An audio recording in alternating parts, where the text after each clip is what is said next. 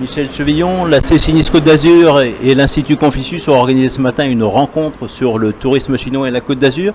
Quels étaient les principaux objectifs de cette rencontre? Le tourisme chinois aujourd'hui, c'est 100 millions de visiteurs dans le monde, c'est 220 millions dans 2 ans, en 2020, donc il faut être prêt.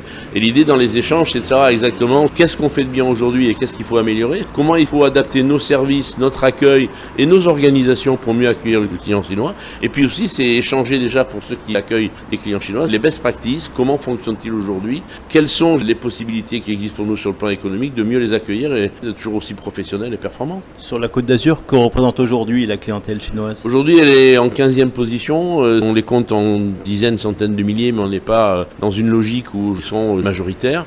Par contre, le potentiel existe, et justement, si on n'en accueille pas autant aujourd'hui, c'est parce que d'abord, peut-être on n'est pas tout à fait prêt pour les accueillir. Deuxièmement, il faut savoir quand même que pour venir de Chine, il faut venir en avion. Et pour venir en avion, il faut qu'il y ait des lignes qui se créent. On est sur la Côte d'Azur toujours dans l'attente d'une ligne directe, soit avec Shanghai, soit avec Pékin, qu'on espère à l'année, tous les jours à partir de 2019-2020. Donc c'est ça aussi sur lequel il faut travailler, c'est essayer de convaincre et essayer de faire valoir que la Côte d'Azur est une destination incontournable pour la clientèle chinoise.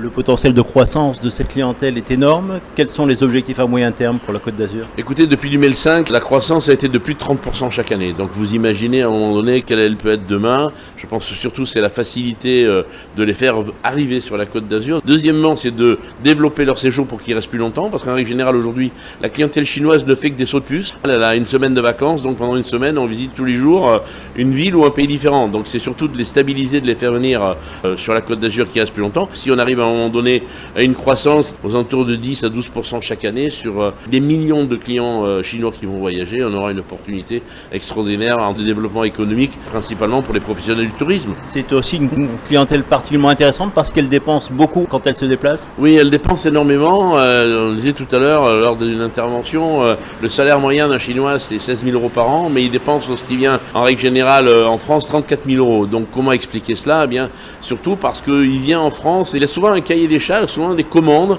puisqu'il va ramener chez lui en famille ou à des amis soit des cadeaux, soit des souvenirs, mais aussi des gens qui viennent ici, qui disent ramène-moi un sac Chanel, ramène-moi un sac et autres. Et de ce fait, on a une dépense moyenne de clients chinois, ce qui est hors norme par rapport à ce que peut être amené à dépenser un client américain ou un client italien ou un client allemand. C'est une clientèle spécifique. Quelles sont les bonnes pratiques à mettre en œuvre pour la séduire? Alors, c'est une clientèle spécifique. D'abord, il faut de plus en plus essayer d'être capable de comprendre la culture chinoise.